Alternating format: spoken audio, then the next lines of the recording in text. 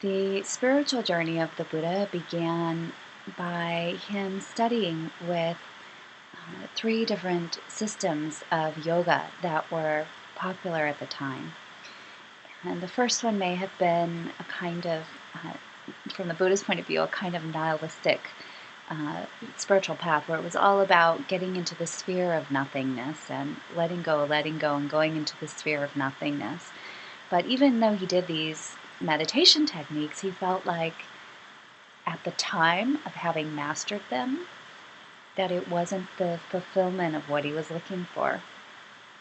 And that even though he could achieve these states, that they didn't actually answer his burning question and make sense of life, the life that he had known, with these contradictions of power and wealth and joy and beauty and sickness and aging and death.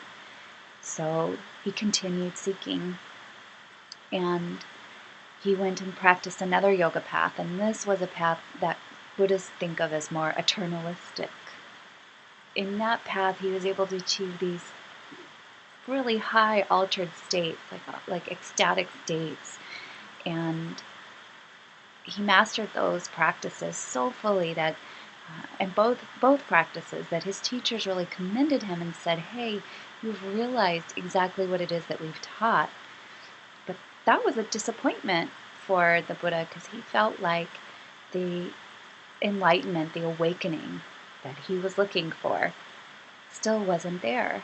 That even though he could have these altered states of consciousness, that there was still something unanswered, something missing, and also that it didn't necessarily integrate into his normal life or into ordinary life.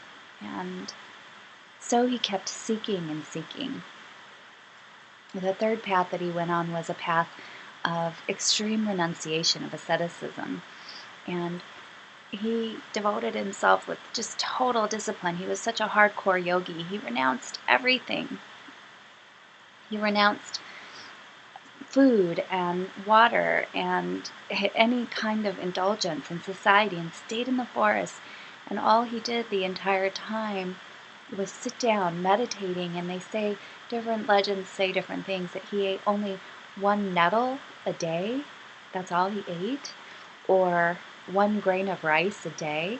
Either way, it was quite austere and quite extreme, intense fasting. And he did this for a long time, maybe 6 years, they say.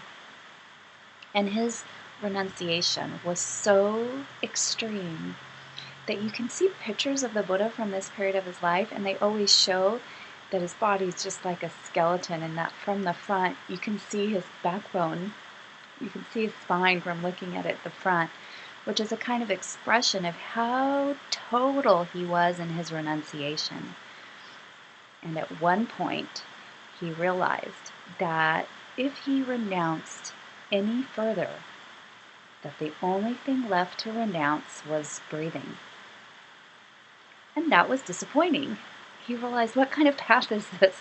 If the point is renunciation and I just renounce and renounce until my life is over, then that's not the awakening that I'm looking for.